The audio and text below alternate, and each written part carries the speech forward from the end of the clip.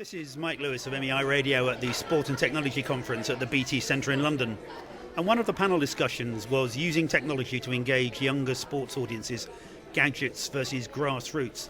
And perhaps slightly surprisingly, one of the panellists was Matthew Patten, the Chief Executive of the Lord's Taverners, whose role is to help people who probably don't have much access to sport or leisure at all, isn't it? Well, it is, as it turns out. The Taverners is a national charity, probably one of the UK's leading youth sports charities. We're about young people, and we focus our charitable giving on sport. We believe that sport is really important for kids in terms of their personal development. I mean, it's wonderful if you turn out to being the next captain of England or whatever, but in terms of well-being, your future success, your economic prospects. And we focus our charitable giving on young people from disadvantaged backgrounds, inner cities and things like that, and young people with disability. And it's absolutely the case that a vast majority of those young people are really excluded from sport in a way that sort of middle-class kids and well-to-do kids just aren't.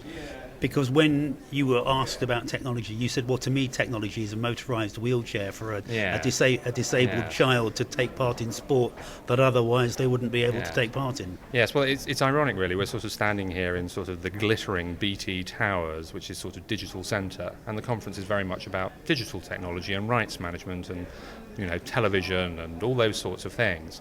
But the vast majority of young people that we deal with and the families and the communities that we deal with, for them technology is about a wheelchair or it's about a minibus to get them to a playing field or really very basic things that the rest of us probably take for granted.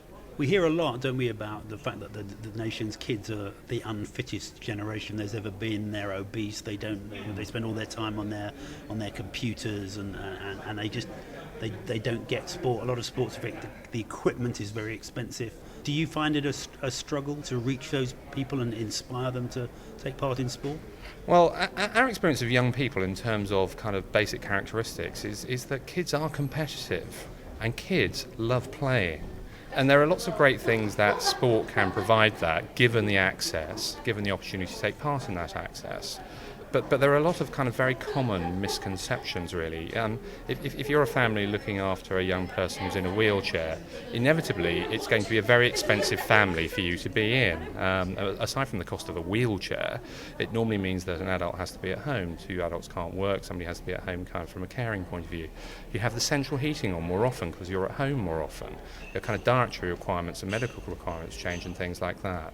So in terms of disposable income to do the leisure thing, that's very different.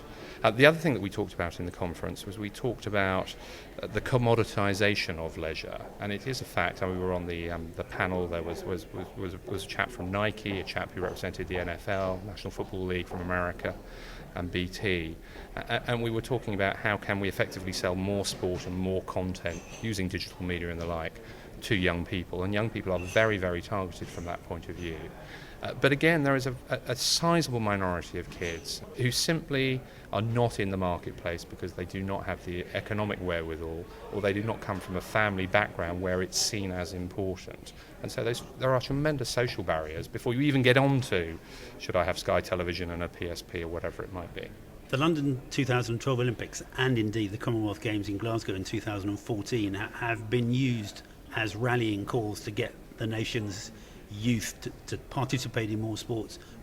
And one of the big selling points of the London bid from Seb Coe and his team was the legacy of what would happen afterwards, that it wouldn't all be a massive burst to 2012 when the moment the flame goes out and the flags send off to the next city, it doesn't all stop.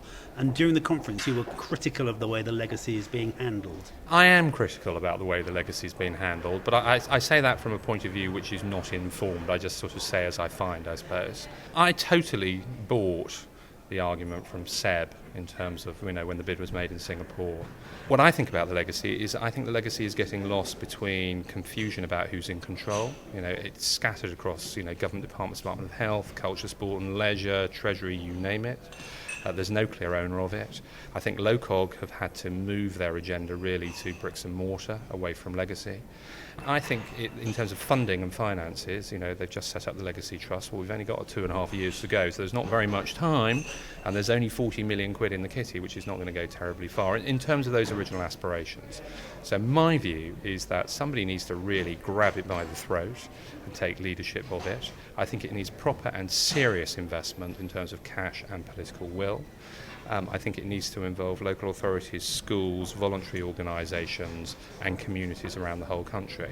And I think we need to fundamentally reset our ambitions and agenda to deliver this, because otherwise I'm afraid the torch will go out and we're not going to be much further on.